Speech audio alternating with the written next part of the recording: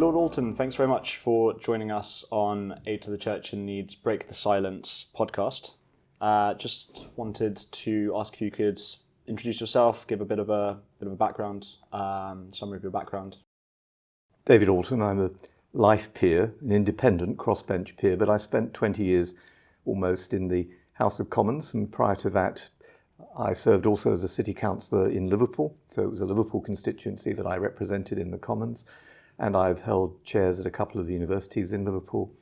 And over the distance, I've taken a particular interest in Article 18 of the Universal Declaration of Human Rights, which is the article that says everyone has the right to believe or not to believe or to change their belief. But of course that's honoured in the breach the world over. Christians are persecuted in every country where there's religious persecution. They're unique in that sense, about 100 million Christians persecuted worldwide. I've felt that this is a neglected human right, that Article 18 is an orphaned right, as some of us have described it, and that we have to break the silence and ensure that people who care generally about human rights don't discount the importance of the right to believe or not to believe or to change your belief. So I suppose in a nutshell that's my background. I serve on the Joint Committee of Human Rights in Parliament, which is a committee of the Commons and the Lords, and before that on the House of Lords Committee on International Relations and Defence. And I take an interest in a wide variety of other issues, but I would say that the right to believe or not to believe is a pretty central tenet of what makes me tick. Yeah, absolutely. And like you say, it's a very serious issue, a very significant issue, which affects, like you said, hundreds of millions of people throughout the world. How have you been championing that issue over the years within Parliament? Obviously, prior to being a member of the House of Lords, you were an MP for many years. So how have you gone about raising that issue within the political arena of the UK? I was brought up in a mixed family. My mother was an Irish Catholic. Her first language was Irish, and my dad was a desert rat who came from an Anglican background. But I went to a school named for Edmund Campion, and every day that I walked through the Palace of Westminster here, through Westminster Hall, I of course remember that in Westminster Hall, Edmund Campion stood trial for his faith, as did Thomas More and many other of the Catholic martyrs. You go to Marble Arch and you can see the place where over 100 young men and women were hung, drawn and quartered because of their faith. So in my earliest formation and days, I've known what it means for people to pay the ultimate price for their faith. And as a young MP, it was an issue I started to get interested in and one I started to raise, and I travelled to places like the People's Republic of China, but I also went into the former Soviet Union with a couple of friends of mine, and we collected some reports. We put them together for the Jubilee campaign, which I helped to found, and we got a lot of MPs interested in those cases, more than 100, and Margaret Thatcher, Neil Kinnock, David Steele, David Owen, the leaders of the political parties all agreed to be patrons of the campaign. And for instance, I went to Ukraine, which is a country on many of our hearts and minds at the moment, and I met there a bishop who had spent 18 years in prison, Pavlo Vasilic. I met the chairman of the Committee for the Defence of the Greek Catholic Church, who'd spent the same time in prison at a place called Prem in the former Soviet Union, a young priest who'd been sent to Chernobyl to clear radioactive waste as a punishment for being caught celebrating the liturgies in the open. And I realised that actually some of the things that we take for granted, these freedoms which have been hard won, which people sacrificed their lives for, we'd all be living in a fascist dictatorship in Britain if people hadn't been willing to serve in our armed forces and defend this country against Nazism. And certainly that and the nature of Soviet communism, these tyrannies I've seen firsthand. And I think that's inspired and motivated me to be in my own small way a voice for some of those for whom other people won't speak. And it's easy to get attracted by some of the PC fashionable causes, and I've tried not to over the years. I think when you represent a seat, as I did for the city of Liverpool, the great thing about Liverpudlians is they don't do deference, and they keep you on your feet, and they'll deflate you pretty quickly if they think you're getting a bit too self-important. And yes, they gave me the opportunity not just to speak for them, but also to speak for others. And it was never a disadvantage when I would fight for re-election for people to know that I've been in different parts of the world, but right. not on holidays, but going there in order to write reports, to go and meet people and to raise persecution. Yeah, I mean that's really excellent, and yeah, I mean you've been one of the biggest proponents and the biggest advocates for this cause within Parliament. Over the past almost 2 decades, 3 decades. Daniel, one of the things that struck me most was that you have to make alliances around this. So left, right and centre, you have to draw people together. And the Jubilee campaign was a very early example of doing that. But later on, by working with Aid to the Church in Need, but Christian Solidarity Worldwide, Open Doors, all those who have been in the field, working with them. When I was on the board at Aid to the Church in Need, I said we should do something to try and raise this more in the popular imagination. I suggested it seemed a slightly goofy idea, but it seemed to go down well with colleagues, and that was that we'd create something called Red Wednesday as a day on which we would remember those persecuted for their faith. It was a simple thing, but it's taken off, and not just in the UK, but in other places too. And then I suggested to others we should create an alliance through an all-party parliamentary group, not about a specific country, though there was a place for that too, but specifically around Article 18, around freedom of religion or belief. And that form, APPG, now is one of the biggest in Parliament, with members from both houses. And it's wonderful, one of our most recent recruits to that APPG is Philip Mount Stephen, who was the Bishop of Truro, whose landmark report into Christian persecution worldwide was written as a result of Jeremy Hunt, when he was Foreign Secretary, saying, I want a report demonstrating the scale of this problem. And Philip delivered that. And now in his new role as Bishop of Winchester, he serves on the benches in the House of Lords, and as recently as this morning was present with me to meet the American ambassador on human rights in North Korea, a country I've taken a particular interest in. So, you build alliances and friendships in the course of it, and it influences one another as well. The stories that you hear, the people that you meet. One of the young men who was at the meeting this morning turned up at my university office one day 10 years ago. He's from North Korea. He'd escaped not once but twice. My secretary came in and said, there's a North Korean in the reception. And so Timothy came in, told me his story. He'd been tortured. Why? What do you want me to do? He said, I want to learn how I can do something in my country one day. I need to understand about politics and international affairs. Timothy now has a master's degree from Liverpool University. He's been he'd been on the staff in Fiona Bruce's office. She's the Prime Minister's Special Envoy on freedom of religion or belief. And he's now the Secretariat to the All-Party Group on North Korea. So, this is the way it should be. You draw people in not just because you feel sorry for them, but you want to enable them and give them the opportunity to make a difference in the future. Yeah, absolutely. And I guess one thing which I'm really keen to know is, throughout the time you've been proposing these initiatives and doing all of this work, what have you faced any obstacles, any challenges, in your position? Oh, regularly, Daniel. Every day, some kind of opposition from one group or another. I mean, I've been sanctioned now by the People's Republic of China. I've been banned by North Korea, and I've been sanctioned by Iran. And I'm not welcome in 1 or 2 other countries too. But I mean, my daughter, who's now a barrister, but she also has an appropriate sense of perspective, and she set up a little WhatsApp group called Badge of Honour because the family had been sanctioned as well. This was a big mistake on the part of the People's Republic of China, because when I'm dead and gone, they'll still be fighting this cause. Does it matter? Of course it matters to speak up and not be intimidated or bullied. At my university in Liverpool, I ran a big public lecture series, and I invited the Dalai Lama to come. And immediately we got a call from the Chinese embassy saying, you go ahead with this. There'll be no more Chinese students for your university. You go ahead with this, and we will break the twinning arrangement between the city of Liverpool and Shanghai. And so the Lord Mayor said to me, and the Chancellor of the university said, what should we do? I said, you get worried when a gunboat arrives in the River Mersey. Keep it in perspective. Do we believe in freedom of speech or not? The Bishop of Liverpool, the Archbishop, the Rabbi, the Secretary of the Hindu Cultural Organisation, and an imam were there on the steps of Liverpool Cathedral to greet His Holiness the Dalai Lama, who gave a wonderful talk about the importance of coexistence, respect, and what Jonathan Sacks used to call the dignity of difference. Well, we weren't going to be bullied, we weren't going to be intimidated. A few days later, I got a call from the Chinese embassy. Would I come in and see the ambassador?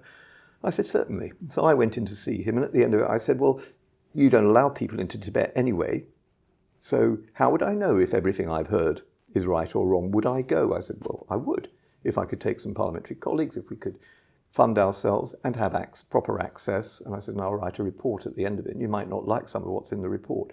And much to my amazement, they agreed. So I went to Tibet, but also en route, went through Western China. And guess what? I met a group of Uyghur Muslims who were worried about what might be coming their way. And of course, these days we talk about the genocide of 1 million Uyghur Muslims. So don't let yourself be bullied or intimidated, or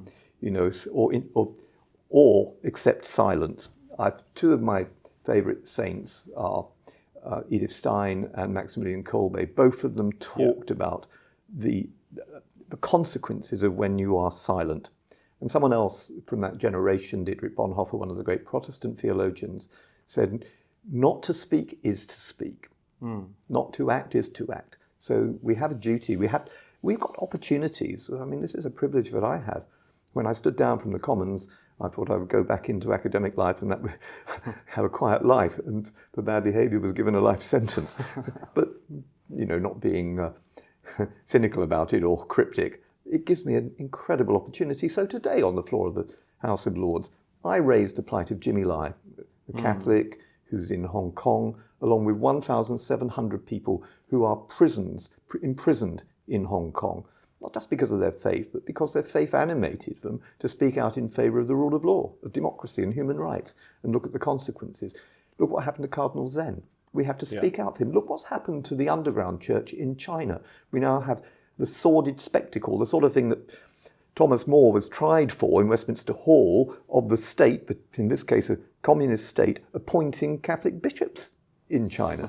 So yes, I feel very angry about that, and I'm not going to say otherwise. And so today I raised a story that I heard only yesterday from a young man who is now living in the UK. He's one of the BNO passport holders. He was imprisoned under the National Security Act in Hong Kong. They attempted to brainwash him. They told the other prisoners in the cell with him that they had to turn him and make him a supporter of the state. And if they didn't, then they would pay the consequences. And he was then beaten up by them. He suffered violence and some torture. He finally got out of the country, and he was in Parliament yesterday giving evidence about his experience and what has happened to others, his friends, his compatriots. He's not been bullied into silence. And so the rest of us who have these liberties and privileges, we should take them while we can. So, I mean, with examples as shocking and as visceral as that, why would you say there is so much silence around this particular topic? And I mean, what can the ordinary person do to help address that and to make this topic more prominent and more widely known?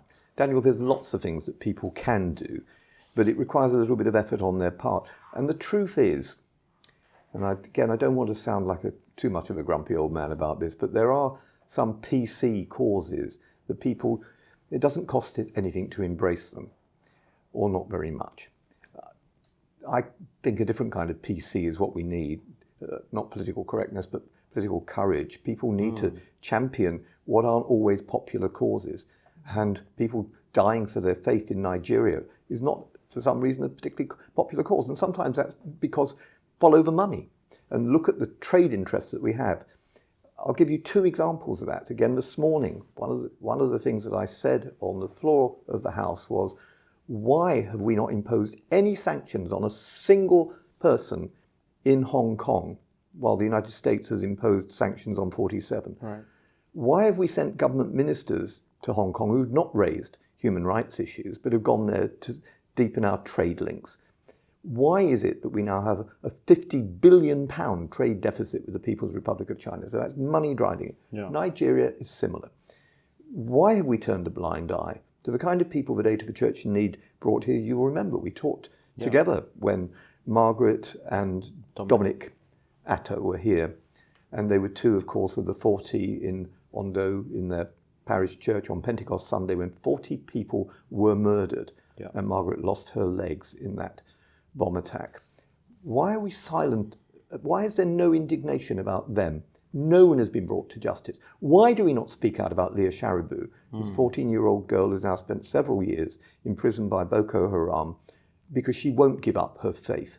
These are fundamental issues, and yet this is driven as well. This is barrels of oil superseding the not just moral responsibility that we have, but the social responsibility to build democratic societies. Yeah. How does it look when a country like ours is so silent on these questions, or then attributes, as the President of the Republic of the Republic of Ireland did?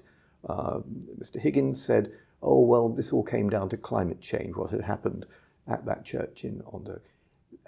The British Foreign Office often has said the same sort of thing. Don't be so ridiculous. That is part of the problem, but it's an example of a cause that people embrace. And I'm not a climate change denier. There is climate change, and it should be tackled. But that's easy by comparison with speaking out on this. And I think that is true on one or two other issues I could name as well, that I won't. But so we have to take on the tough ones as well as caring about things like animal rights, which I don't believe in cruelty to animals. But one day when a fox arrives at Westminster holding a placard saying "Save the human race," we might actually see the illogicality of some of the causes we take up.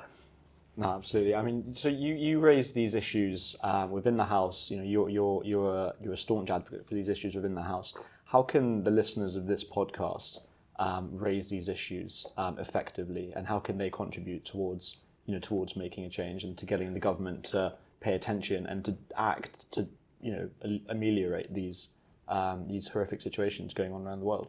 Well, guess what, Dominic? You don't need to be a fortune teller to know that sometime in the next few months there's going to be a general election. And that gives people a real opportunity to pin down politicians, not just the sitting members in their constituencies, but the candidates from the other parties as well. Will they join the all-party parliamentary group on freedom of religion or belief if they are elected? That's an easy one to ask, and that builds up the group in the next parliament. Secondly, will they agree in the parliament, if elected, to raise questions, to table early day motions, to write letters to the relevant government ministers, to seek meetings with them, to take these cases up? And will their constituents, during the course of an election campaign, make sure there's usually a meeting which the Council of Churches in their constituencies will organise, go along and raise freedom of religion or belief? What are they going to do about it? And then after the election's over, don't lose sight of that member. You go back and see them again and again. So what did you do about this? And when they do something, praise them for it. It's easy to slag off MPs. Praise them when they do the things you've asked them to do. Write a letter to the local paper saying how grateful you are and how grateful people in Nigeria or Pakistan or wherever it may be will be. And diasporas. This wonderful country of ours, an extraordinary diaspora from many different backgrounds. The Nigerian diaspora is big. Get alongside them and get them involved in this. The Pakistan diaspora is huge. And both of them, by the way, are countries that get massive amounts of money in our overseas aid programs, even though that's been reduced. Pressurise candidates, pressurise the FCDO and the Foreign Secretary to use that money to promote freedom of religion or belief. We don't do enough of that. So there are, Age of the Church in Need runs some great campaigns, and if you do nothing else, make sure that in the parish where you live, there's a poster in the church, or that there are leaflets distributed from time to time about individual cases. I was motivated by some of the individual cases that we've discussed during this podcast. There's a young woman who's on my mind a lot, Zhang Zheng. She's a young woman who's a Christian, who was a barefoot journalist, barefoot lawyer, who found her way to Wuhan and asked all the right questions about the virus that came out of the laboratory there and caused COVID.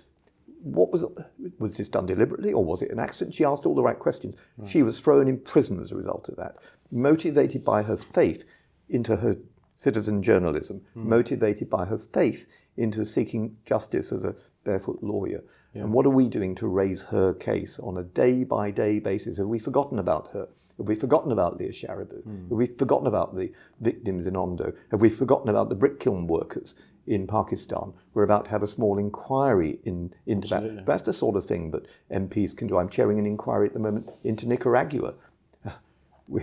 We had one of the witnesses that we've had is the former Jesuit provincial. He's been stripped of citizenship. He spoke to us online from Mexico. He set out an appalling picture. There are now 1 million Nicaraguans who've taken refuge in Costa Rica. And of course, some of those end up in the border of Mexico, and guess what? Donald Trump wants to turn them back. So we've got to do better than that. There are 114 million displaced people in the world. you can trace that back to freedom of religion or belief as well. Many of them are persecuted. And on the other side of the coin, read the testimony given to our all-party group by Dr. Brian Grimm that says those countries that promote freedom of religion or belief are the most prosperous, the most harmonious, the most stable countries. Take North Korea, where I've been 4 times. People say, well, it's 10 years ago since a Commission of Inquiry report set up by the United Nations. It said that it is a country without parallel. And Mr. Michael Kirby, Judge Michael Kirby, who wrote the report, made direct comparisons with the Reich and the things that happened there. And he singles out the treatment of Christians and believers in North Korea. Well, make this a passion. Keep on raising it. Insist that the United Kingdom, which is a member of the Security Council at the United Nations, raises it alongside our friends from the Republic of Korea, because they are now members of that Security Council for 2 years. These are things, educate yourself about what can be done and then get involved. But don't sit around passively grumbling and complaining. Doing nothing will never change anything. It was a great Irishman who was a member of the British Parliament, Edmund Burke, and I'm going to paraphrase him, who said that all that's required for the triumph of evil is for good men and women to do nothing. So that's the choice, isn't it? Yeah, exactly. I mean, I agree. I think it's very easy to become despondent about these things, and exactly like you said, the best way to counter that, to overcome that, is by taking action. I mean, we've spoken a lot about about the silence that this topic faces. We've spoken a lot about the challenges which can present themselves when trying to deal with this topic. On the other side of that, are there any notable successes, any big wins that you've had throughout your time as a parliamentarian that you want to highlight? Well, it sounds as though then I'm sort of just going on about me, and I don't want to do that, frankly. Well, any big wins in the space? Yeah, in the space. Okay, well, there have been. I mean, the formation of the all-party group, I think, was significant. The appointment of a Prime Minister's Special Envoy on freedom of religion or belief, which we are now across Parliament trying to have made a permanent position. Fiona Bruce, who's been a friend of mine before she even came into the House of Commons, has been exemplary in that regard. The setting up of some of the individual country groups. I set up the all-party group on North Korea 20 years ago. Seeing the number 2 in their embassy, who used to have to come in, he describes himself as having been my spy. Come in to spy on what I've been saying and doing about North Korean Parliament. He's now a member of the South Korean National Assembly. And we both laugh about what he was once and what he is now.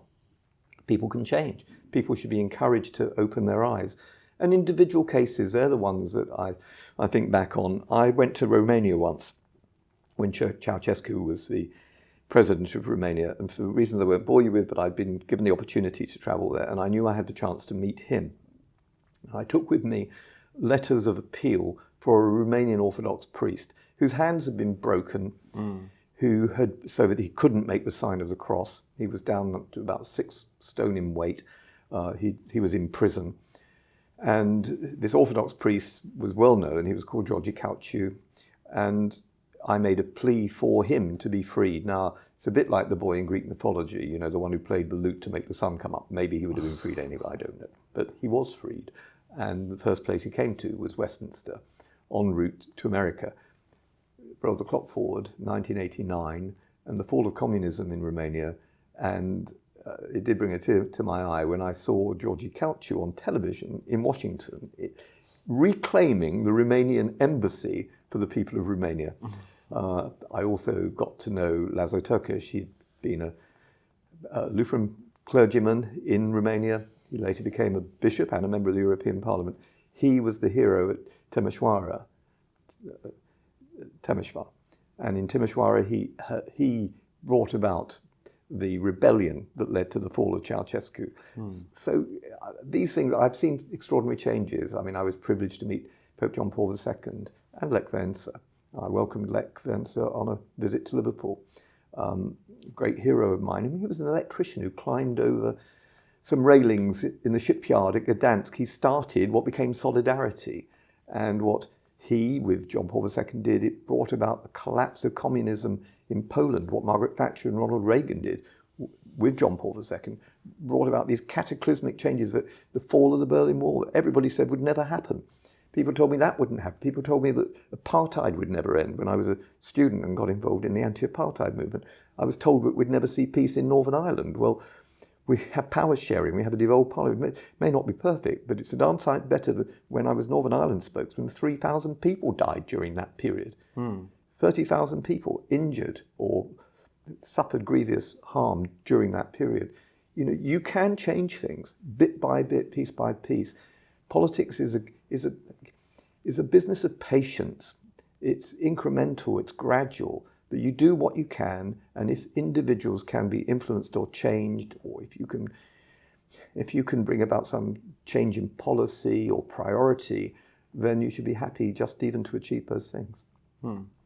Yeah, absolutely. I mean, to what extent would you say that a specific individual can have an influence on these issues? You know, it'd be very easy for people to look at these problems and you know, these changes that you spoke about and say, well, they're just subject to you know, macro geopolitical factors, and that actually, you know, as we were saying earlier, it'd be very easy for someone to become despondent over them. You know, how would you respond to that? Well, I would respond by mentioning someone like Jimmy Lai and his son Sebastian, who has regularly campaigned for Jimmy and has spoken here in Parliament to groups here several times. Jimmy Lai has said he knew that they would come looking for him by speaking out, as he continued to do through Apple Daily in Hong Kong, against the Chinese Communist Party. He knew he'd have to pay a price, but he also said that he wasn't frightened of that, and he knew it would encourage others to have no fear themselves.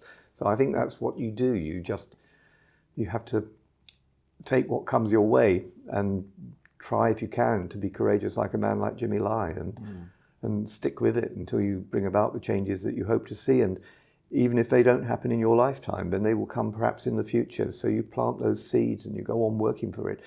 And you think back to some of the people I've been mentioning.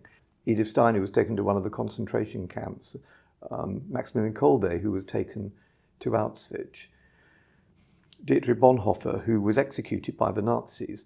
It must have been a time of great despondency for each of them, but their inspiration, their example, led to others also then doing what was necessary to bring about the fundamental changes, not to give up, and to go on working as they did.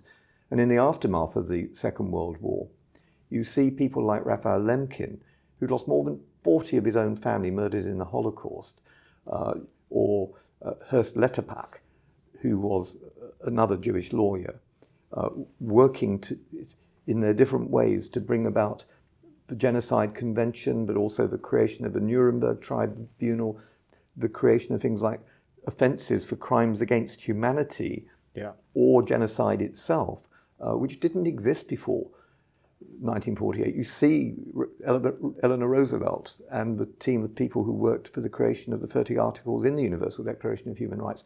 You see the creation of the United Nations. You see the creation of NATO. You see the European Court of Justice.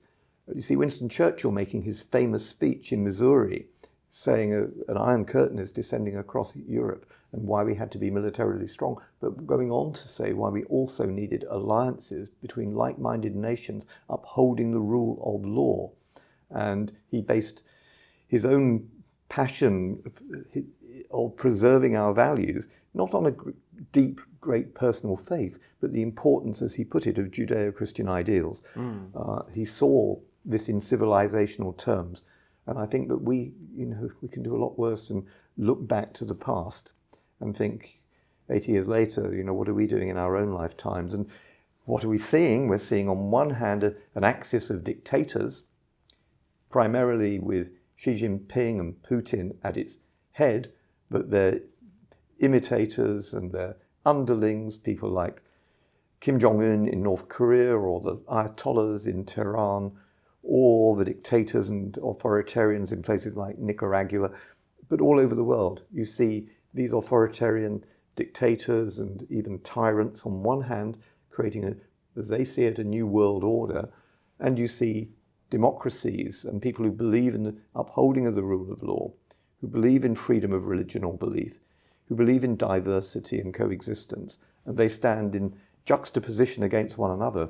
And we are in, I think, very dangerous times, but this is not a moment to lose our nerve. And it's not a moment to retreat into narrow xenophobia or populism. It's not a moment to retreat into our own skin, look after number one. This is a moment to stand together with like-minded people and to recognize that we have to speak out in favor of those who are championing the same things that we stand for and denounce those who are not.